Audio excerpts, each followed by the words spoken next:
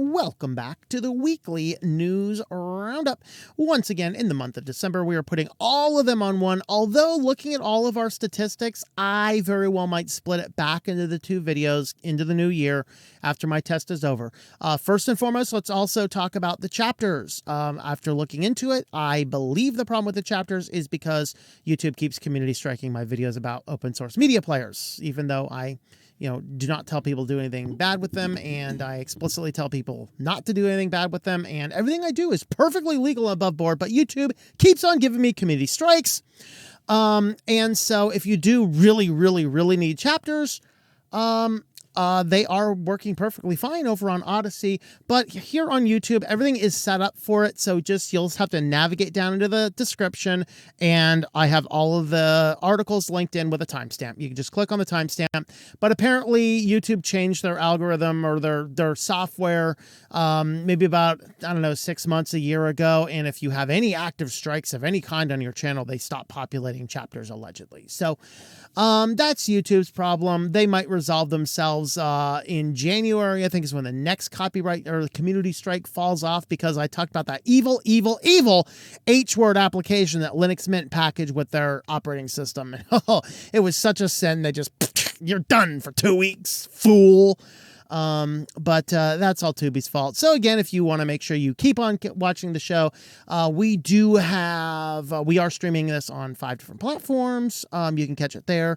And of course we are, also have the videos up, once they're edited and done. They also go up on BitChute as well. All of the social media and the video platform links are going to be launched on the new website, which I should be rolling out here at the end of December into the new year. It is almost done. I'm just doing tweaks to the homepage, and then we are going to be doing an open call if anybody wants to write some articles that we can use to update the content. We will be doing that, and we'll need to look at the budget about how much I can afford per article and how many articles I can make, but I may have article submissions open for the website. So you can reach out to me anywhere about that if you are interested. All right, enough of the 2-minute long introduction. That was crazy. Let's get on into the news. HHS Bulletin covers disclosure of personal health information collected online via tracking technologies falls under HIPAA. So in the United States, the U.S. Department of Health and Human Services issued a bulletin. There's been a lot of discussion going on in the post-Roe world. I'm sorry, it's not people on the right who are the psychopaths looking to assault people over where they go. That would be projection, confession through projection. But nevertheless, anything that causes people to start looking at privacy options, I am all on board. So I am perfectly fine with this. And what happened is people started saying, well, all these different websites were having all of these trackers and health trackers and pixels and Facebook pixels and TikTok pixels and all this kind of stuff. And so Health and Human Services finally came out and said, look, if you're collecting actual real health data, you cannot have that stuff on here. Now, it does not include anything where you willingly put stuff in. So you sheeple out there with your where you choose to give Google all of your information. That's not really covered by this. So Google can collect all of the health information that they want on you because you are willingly giving it all the information. Now, if your doctor's like, well, you need to wear this so I can monitor what you're doing, show them your 2 favorite birdies and tell them no. Because I'm not interested in giving my health data to Google, and you better not either, or you're going to be finding somebody else to pay your Porsche payments. All right. That being said, though, things like apps, if it's a specific app that deals with a specific thing, it may be considered. But in most cases, what they say here, they're defining any of this collection: cookies, web beacons, pixels, session replay software. Not a lot of people talk about session replay. We've done a little bit of talking about it around here. Fingerprinting scripts that track and profile users' web activities, whether on web portals, behind an authentication wall, or an unauthenticated website or mobile apps, or in some cases disclose the collected personal data information for marketing purpose without HIPAA-compliant authorization. They said regulated entities are not permitted to use tracking technologies in a manner that would result in impermissible disclosures of protected health information to tracking technology vendors or any other violations of HIPAA rules. So if you are considered a HIPAA adjacent organization. You cannot run these things on anything that is collecting any personal information. So a front end public website could have the trackers, but once you're logged in and you're interacting with the software about your specific conditions, you cannot have trackers back there. That's what the new rulings and opinions would happen to say. So whatever that is worth, of course, you should be running Privacy Badger, uBlock, all sorts of other stuff. Of course, we will have an update on Google Chrome. We'll be blocking ad blockers and things like that in the future sections here. But moving on, onto our social media under siege. Indiana sues TikTok, describing it as a Chinese Trojan horse. Very good description. Wednesday, the state of Indiana filed 2 lawsuits against TikTok, the company behind the same name app, and its parent company, ByteDance. The first suit alleges TikTok's 12+ rating on the App Store and T for Teen in the Google Play Store and the Microsoft Store are misleading, as minors are reportedly exposed to inappropriate content generated on the app's algorithm. Now, we are going to be covering this in more detail in the business section, several articles ahead from here. You can go on down into the description and find the timestamp for that on the edited video. But it is dark where TikTok gets you to, and very quickly. And that is one of the things that are exciting here. We're just going to cover the lawsuit and the reasons here, and then we'll cover the actual circumstances. I believe it is the business section. I think it is. All right, so the second suit claims TikTok violated consumer protection laws by not disclosing that China has access to the sensitive user data. There's been some back and forth, of course. Everyone was all about TikTok's bad, TikTok's bad. And then TikTok and the federal government had a closed-door meeting with the Department of Justice, kind of resembling the same closed-door meetings we have on the Twitter files and that we know Zuckerberg talked about on the Joe Rogan show. Basically, the federal government has been meeting with all of these social media organizations, probably the Tubies here as well, and to say, hey, this guy over here is bad stuff. We don't want to let this stuff on. Well, after that, a suddenly closed door meeting, all of a sudden TikTok was okay again with the government. I mean, shocking how that happened. I know, but, I mean, nothing to see. TikTok's perfectly safe. We went in, had a closed door meeting, and now we are perfectly on tune. It was like, hey, we'll cut you in on all the data, right? Yeah, sounds great. All right, you're great. You're good. Awesome. Sounds good. You're collecting everyone's data, right? Everyone's data? Those kids too? We'll have access? Oh, great. Awesome. Thank you. You're good. TikTok safe now, guys. We covered that in the weekly news roundup a few months ago when that happened. But ByteDance, that while they say on one hand that they do not have access to that information, it turns out that they do. And that was also covered in a recent article as well. And so basically the Chinese government, through the company ByteDance, has access to all even U.S. data information. This is what Orange Man Bad was complaining about and wanting to ban TikTok. And everyone's like, oh my God, you can't do that. Private company, private company. And now they're talking about banning TikTok again. Several states last week has just recently passed laws banning it on government devices. And I mean, I don't know. I don't know how I feel about government regulations say you shouldn't be on this, but I'll tell you, any parent who lets your child on TikTok, you are a bad parent. Okay, I'm not going to say you should lose your kids, but you are a bad parent to get your children off of that nonsense. All right, Meta warns about spyware being used to target people on social media. Isn't this funny? Like Mark Zuckerberg, Mark Zuckerberg, whose office is at one hacker away, is telling you to be warned about spyware targeting people on social media. Yeah, this is why I'm not on Meta, because Meta is the spyware that's targeting me on social media. Now, what they're actually getting into is bot accounts and other forms of spyware that is specifically targeting individuals or specifically targeting, U.S. politicians or specifically targeting journalists or other people of specific interest. And Meta is dealing with, in many cases, they talked here about Avalanche was one of the ones in Russia, but they had a New York-based company called Social Links, probably shockingly having an address similar to New York Times. I don't know. That's made up. That's a joke. All right, which originally based in Russia. Oh, maybe it wasn't. Never mind.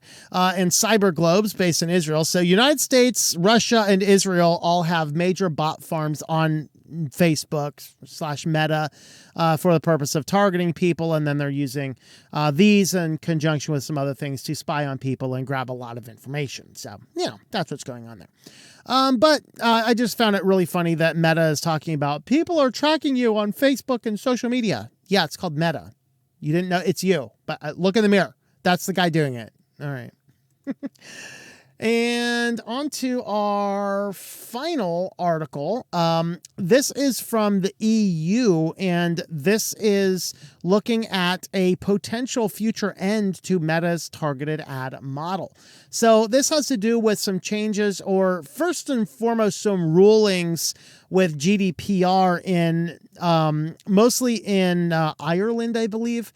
And because of this, now it ripples over into several other nation states as well, as Ireland is sort of in a way a gatekeeper. A lot of your global national companies register their EU-based businesses in Ireland because it makes it easier to share all of the data with the rest of the EU nations, whereas it's not as easy if you're in any of the other countries. This is why you find Ireland at the center of a lot of global national GDPR complaints. But with this, they basically indicated the European Data Protection Board has approved 3 decision procedures following 3 complaints made against Facebook, Instagram, and WhatsApp concerning their use of targeted ads. Like many other American giants, Meta's European subsidiary is established in Ireland, and its lead supervisory authority is the Irish Data Protection Commission. However, Meta's data processing activities affects all EU member states and therefore other European data protection authorities, and EDPR also have a say on decisions under GDPR's consistency mechanism. Under them, which has not yet been communicated, Meta will have to stop relying on terms of service as a justification for using targeted ads on its platform. The decisions may be appealed, which means Meta is likely to have several more years to continue with the approach, while at the same time develop alternative ad displaying models. If the decisions are upheld by the Irish courts, many users are likely to opt out of targeted ads, which accounts for a sizable part of Meta's business. So basically, they're trying to say that Meta relies so heavily on the targeted ads, and if they can no longer target the ads, their effectiveness of their marketing arm decreases, and that means it has a lower value, and they start making a little bit less money, and Mark Zuckerberg might have to give up a yacht or two. I don't know. Or at least a city block or two. I don't know how many yachts he has, but he's bought up every city block he can get his hands on around his house so that nobody can get even close to his networks. Go figure. But this is going to lay a blow. Not only, of course, Meta is involved in this, but it's going to involve everybody as well. And then they talk about the implications around the world. United States, many privacy laws in the states are being based on GDPR, which I think for the most part, GDPR is actually really good. I have issues with GDPR specifically just around the cookie consent crap. It's like, we need to do away with this stupid cookie consent pop-ups on every site under the stinking sun, because I got news for you guys. You have control over the cookies. Let's stop doing that. So with that being said, that is what they are up to. Well, if you want to help support the channel, we do have a shop, shop.switchedtolinux.com. You can get some alien gear, some Switch to Linux stuff. I got the hoodies, I got the t-shirts, I got the hats, the mouse pads, like my mouse pad there. So we got a lot of cool stuff over here on the store. You can shop around over there, shop.switchedtolinux.com. Well, guys, let's move on over to security next. And first up in security, we have a little bit more details on the Sequoia breach. We talked about this last week. This is that huge company that handles HR for several different companies. So they were breached, and as a result, it turns out that a lot of data leaked. Benefit information, social security numbers, government issued IDs, kufi data such as the jabby status was all leaked. If it's you, it's any dependents on you, it's anybody related to you. This is why these big conglomerate companies are no good. We need to go back to your HR being inside the business. We need to stop outsourcing this kind of stuff because there's way too much data. It's like LastPass. LastPass is a constant target for hacking and breaches because if you get into LastPass, you have just struck gold.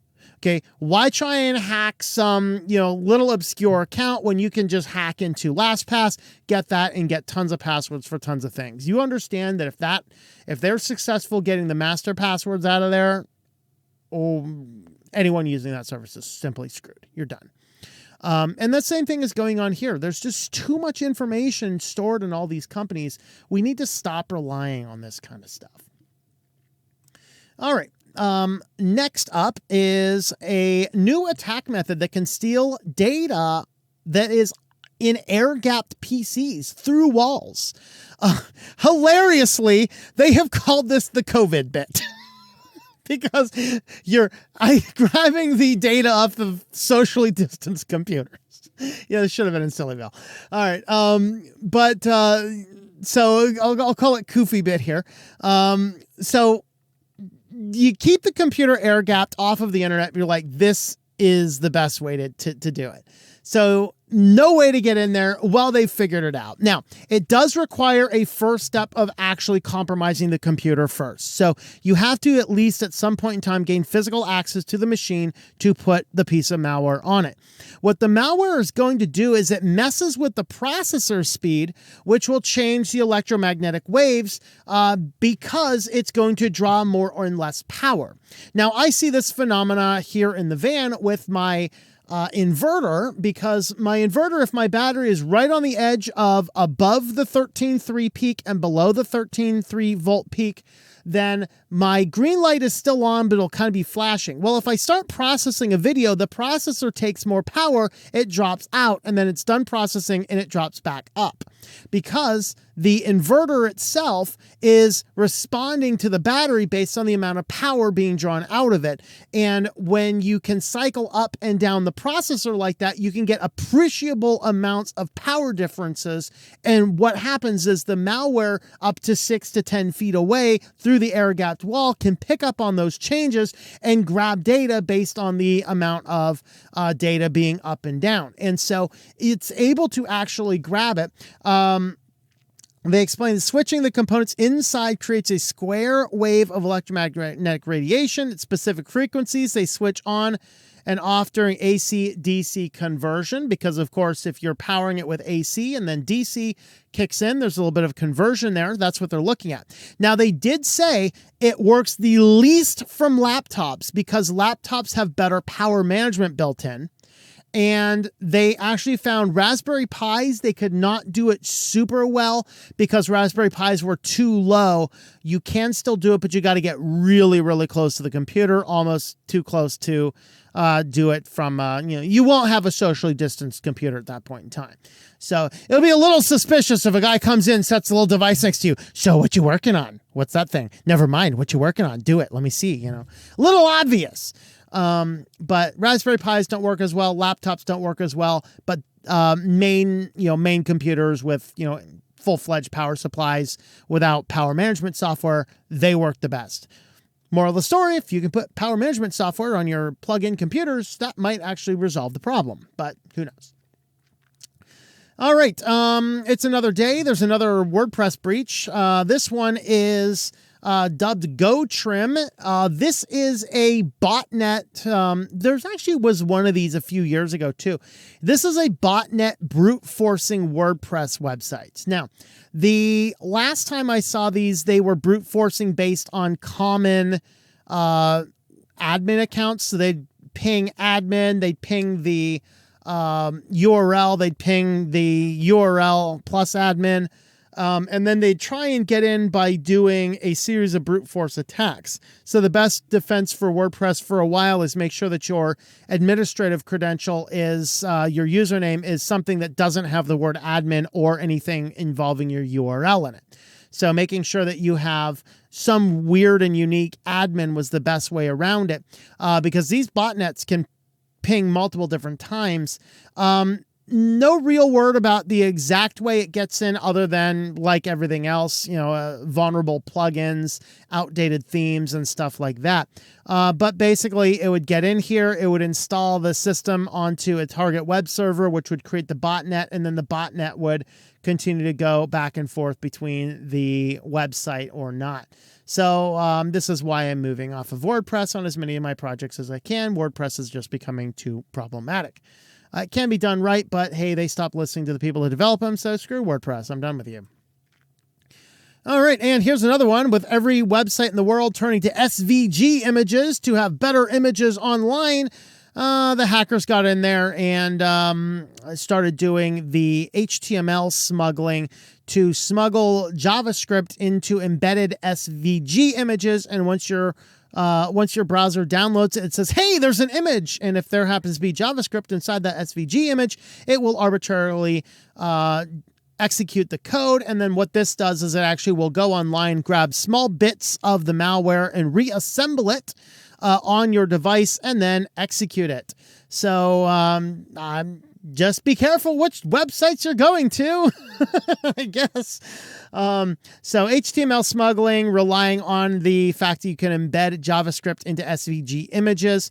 The attacker comes in here. The start of this happens to be mostly with phishing sites. You're probably not going to land on the infected sites out of the box, but get in here. Here's the fish. Hook is set. He got me. Every time I get these phishing emails, I always love looking at them. Like, I love it when they're like, your Apple account is about to expire. Let's hover over this. Oh yeah, I'm sure that Apple is sending me a link to .xyz. Yeah, looks legit to me. All right. But if you execute the code, it's going to go on, execute the image, run the JavaScript. The JavaScript is going to sideload some files, attach it together, and boom, y'all just got crabs from your website. Yikes. And on to our final story. The FBI's vetted information sharing network, InfoGuard, is hacked. Kind of about as funny as that the fire that broke out in was it California or was it New York? It's one of those crazy out of control states, and out of nowhere a fire broke out that happened to burn down the evidence locker. So all of those people, well, gotta cut these guys loose. All the evidence of their crime just got burnt up. So InfoGuard is run by the FBI to build cyber and physical threat information sharing partnerships with private sector. This week saw its database of contact information of 80,000 members go up for sale on the English language cybercrime forum. Meanwhile, the hackers responsible are communicating directly with members through the InfoGuard portal online using a new account under the assumed identity of a financial industry CEO that was vetted by the FBI itself. Great. So I guess all of the stuff they're using for all their private contacts, all their data information, data sharing stuff, it's all gone now. That's going to be fun. So they acknowledge their $50,000 asking price for InfoGuard database may be a tad high, given that it's fairly basic list of people who are already very security conscious. Only about half of the user accounts contain email addresses, and most other database files are completely empty. See, the FBI, guys, knows how to do security. Take some advantage from the FBI. Don't give people your social security numbers. Don't give people your birth dates. Don't give people your email addresses. I mean, this database leaks out, but it's mostly empty. So this is, we got to learn from this. We got to learn from this. That's kind of the stuff. Well, if you would like to help support the channel, we do now have a Locals account. You can head on over to switchedtolinux.locals.com. Howdy, Braxels over there right now on the live chat that's going on right now. But you can head on over there. You help support the channel over there. And they do actually do one-time donations as well for anybody interested in that. Well, guys, we're going to head on over to business news next. First up in business news, there is a delay of the Manifest v3 Chrome extension, and of course a delay in the depreciation of v2. This is the new change in how plugins work, which is going to basically cripple every one of your ad blockers for Chrome and Chrome-based web browsers. Isn't that exciting? All once, one day, Google's just going to kill all of your ability to block ads. This has to do with how the APIs communicate. They're basically going to prevent your extension from using any off-site resources. And that does make it a little bit more secure, but it comes at a huge depreciation of anything that requires to go out and check anything like uBlock, for example, is going to be checking on a block list that is currently updated. Otherwise, uBlock would simply stop working after periods of time, and that until you actually manually force it to update. Of course, over here, I'm looking at this 9 to 5 Google article, and uBlock Origin is blocking 51 ad trackers and Privacy Badgers blocking 21. So 9 to 5 Google is not a place to go if you're not running ad blockers. Like 72 different connections they're blocking. All right, but basically they're rolling this out. They were going to start depreciating this in 2013. Right now they push it out to 2024 under review. So it's going to be a few more years. Who knows? Maybe they'll push it off long enough that, Jesus will return before they depreciate the ad blockers. But I think it's going to cause a lot of issues when they do, and I think we might actually see an increase in like Firefox and other browsers, unless, of course, Firefox has lost its nards enough that I think it has. It's probably just going to follow suit like, Google did it! This must be a great thing! And since Firefox has castrated itself from the wills and whims of the free and open source people, they'll just chop off their nards and follow along and be like, we're going to depreciate ad blockers too! No. Transgender wolves running around. All right. Antivirus software can be hijacked to wipe your data. Up to 50% of virus tools, because of course the antivirus tools have the ability to get in here and delete the quarantine files. Well, new malware that hides itself from the antivirus hijacks the antivirus to wipe your entire system. And Windows Defender is susceptible. So you guys on Windows. So Microsoft Sentinel-1, Trend Micro, Avast, AVG can be exploited for their data deletion capabilities. Proof of concept document dubbed, is it Akido, I think? Or Yair works, or Yair, who works for cybersecurity firm SafeBreach, explained how the vulnerability works. Basically, what it's going to do is it's going to drop a file into this folder here, temp Windows system drivers and index 6 sys, and then it's going to it's going to delete the postpone the deletion to the next reboot, and then it copies the temp directory into the C directory, forcing the system to reboot, and then the thing will boot up with basically an RFRM no preserve root on the whole Windows system. Of course, this is Windows, not Linux. But it basically says, yeah, we're going to delete itself, but then it runs a job, migrates the folder into your main root system, reboots the system, and on system startup, it wipes the hard drive. They'll work for Microsoft Defender, Defender for Endpoint, Sentinel-1, Trend Micro, Apex-1, and Avast and AVG are some of those. Silence, CrowdStrike, McAfee, and Bitdefender are not susceptible to this. So if you like laughing at McDonald's, you're safe. If you like defending your bits, you're safe. If you strike at clouds, you're safe. And Cyclops lances apparently are also safe. All right, hey, that was on the spur of the fly. What do you know? this is probably a good thing, although all of the Apple people are really mad that they have to make this happen. But Apple is planning to support sideloading and third-party app stores by 2024. This is the one thing I've been calling for, to say this is something that needs to happen to wave off the... What in the world? I just noticed this on this picture. Look at this picture. Right in the middle, there's a giant LGBT flag in the middle of the infinity circle. Really? All right. To each his own, I guess. But in order to scathe off the claims of monopolistic ability, Apple needs to allow sideloading. I'm not saying it has to be easy. I'm just saying it has to be possible without hacking and breaching the system. Because it's my device. I just paid thousands of dollars for it. If I would like to make it insecure by putting some weird, shady app onto it, then that should be my own prerogative. Now, it's not going to be as free and open as Google does. Like, Google will like, hey, you want to install that malware? Great. Just turn the setting off and do it. Yeah, have fun, man.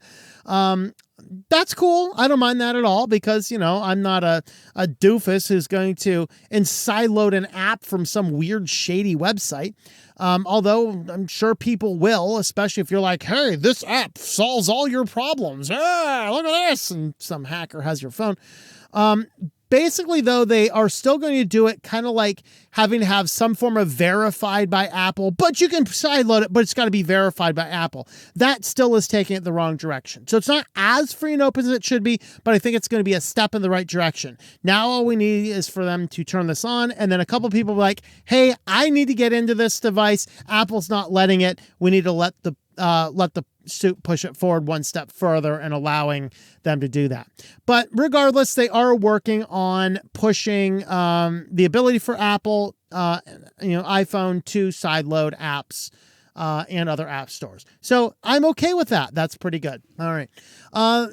Talked about this earlier in the show. TikTok, there is a TikTok study that indicates that self-harm reveals every parent's nightmare. Of course, this is on the heels of several children under the age of 14 who have died doing things like the Strangle Challenge. And like, kids have literally been killing themselves following the challenges that TikTok is pushing. So a few people did a study. This is kind of like what I did with the Facebook study a while back, where I got a phone and I didn't use it for anything, but I created a Facebook account, and then to test if Facebook was listening, I brought the phone out for specific types of conversations and then hit it again.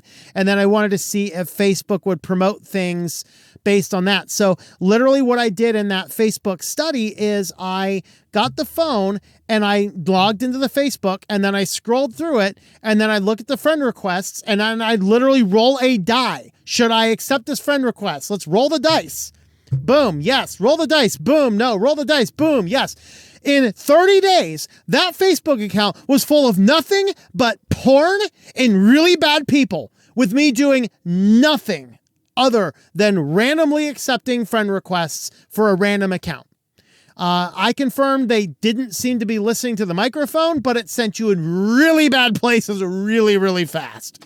And so that's kind of what's happening here on TikTok.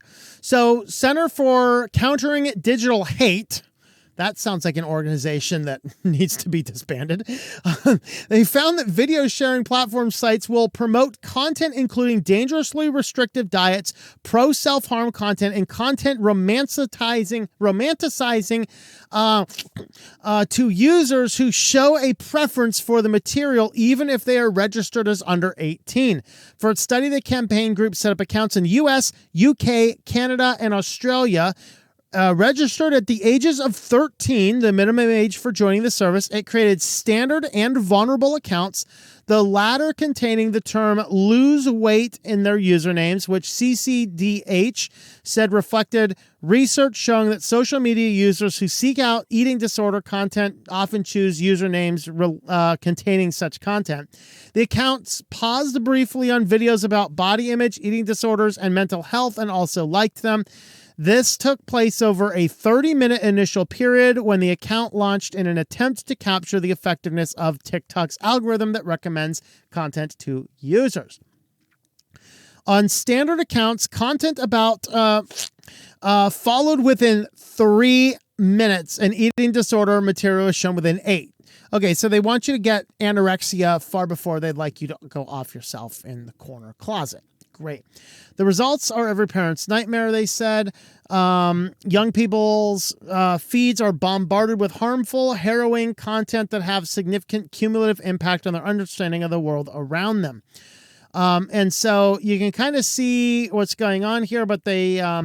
let's see, the recommended content is more extreme for vulnerable accounts, including methods of self-harm, young people discussing plans to CCDH said mental health or body image related videos were shown every 27 seconds, although the content was dominated by mental health videos, which CCDH defined as videos about anxieties, insecurities, mental health conditions, excluding eating disorders, self-harm, and the group said research did not differentiate between content with a positive intent, such as content discovering recovery, or the negative content, go find a corner and bleed out. So that is kind of what's going on. You can read the article. Of course, all these are linked in the description down below over on the website. You can find that. But yeah, this is really bad and really, really disturbing stuff. And this is where it goes. This is why if you're a parent, you need to make sure your children are not on this. But as a friend of mine reported me recently just buying a new phone, let me know in the comments if you have encountered this as well. My friend bought a new phone to replace one that the screen had died, and it was a Motorola, just got it, I don't know, a couple months ago. He said TikTok was pre-installed. He uninstalled TikTok, and it kept coming back. It kept coming back. That is dangerous. So let me know your thoughts about that in the comments down below. Well, if you'd like to help support the channel, we do have affiliates. Today we're highlighting Linode. You can sign up with my affiliate account there, tlm.li/Linode to get $100 in credit, good for 60 days. You can spin up all the nodes you want. Try building a web server. Try building a media server. Just don't talk about it here on YouTube. We keep getting community strikes for that. Try building a VPN, all sorts of other fun stuff you can build out on Linode. Very easy to do. There is a fun marketplace with all sorts of stuff. tlm.li/Linode. Now, guys, let's head on over to Sillyville. This one was not tech related, but Razzle Review sent it to us, and I thought it was funny. I got a chuckle from it, so we're going to go ahead and chat about that one. A Florida man, of course it's Florida man. Florida man throws Christmas tree at his wife after being asked to help with dinner. So it went more than that. It wasn't just helping with dinner. She also threw a spoon in the sink because it was dirty and it splashed him. So he lost his temper. And of course, they always look like psychopaths. Why? Why do they always have to look like this? Why do they always have to look like this? But they do. I mean, so he throws the spoon, or she throws the spoon in the sink, asks to help with the dishes. He gets mad, goes to leave. And I think she blocks the way or something. He throws a Christmas tree at her, runs away, starts fleeing, gets arrested. He's going, he went off to jail willingly. He was a little drunk. Actually, I think he went out to leave, but he realized he was drunk. So he came back and told her to leave, but he wouldn't let her leave. And then he threw the Christmas tree at her. I think that's how it went down. So there you go, guys. Just be careful in this holiday season. Do not ask your husbands to wash the dishes because they might just throw the Christmas tree at you. That might only occur, though, if you are in Florida. But I don't know. I mean, I can see that being something that goes down in several other places as well. Well, on to the more tech silly news. Smart speakers help people living alone feel less lonely, the survey finds. This is a sad state of affairs. But yeah, apparently you can get the various smart speakers. Maybe they're, hey, Alexa, order unicorn meat, confirm. Maybe it's a home kit. Maybe it's, I don't know, what other ones are out there. Hey, Google, play Billy Ray Cyrus. I'm going to torture all you guys with these things. So anyway, the speakers, they basically gave speakers, they did 15 owners and 15 non-owners test out smart speakers. Some described their devices being like a companion, and they said they liked talking to it. Oh God, the world is going to end.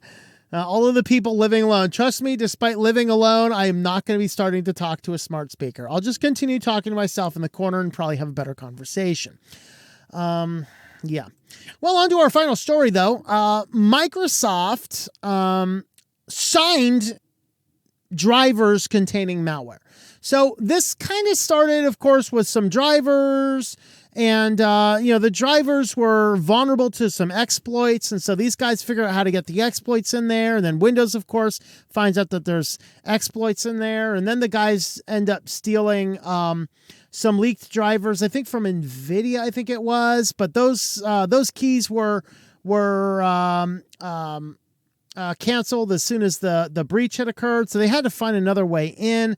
So now they ended up basically creating malware for a driver, submitted it to Microsoft, and Microsoft says, "Hey, great, awesome. Here's your signing key." So Microsoft officially signed the malware. Attackers have now managed to obtain signage from Microsoft's official Windows hardware developer program, which means the malware is inherently trusted by any Windows system. Threat actors are moving up the trust pyramid, attempting to use increasingly more well-trusted cryptographic keys to digitally sign their drivers, wrote Sophos. Researchers Andreas Kloppisch and Andrew Brandt in a blog post. Signage from a large trustworthy software publisher make it more likely the driver will load into Windows without hindrance, improving the chances that Cuba ransomware attackers can terminate the security processes protecting their targets' computers. Switch to Linux, folks. Switch to Linux. So, there you go. Good old drivers there. Well, if you'd like to help support the channel, we do have a Patreon page, patreon.com/TOMM. You can jump in on over there, help support the channel, keep the lights on around here. Well, thanks for watching, everybody, and we will see you guys next time. Thank you for watching this video from Switched to Linux. This channel would not be possible without the backing of the program supporters scrolling on the screen now.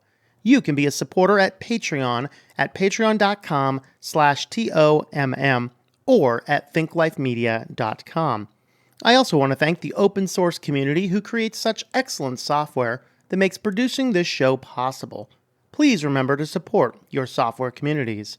Thank you, and I hope that you enjoy switching to Linux.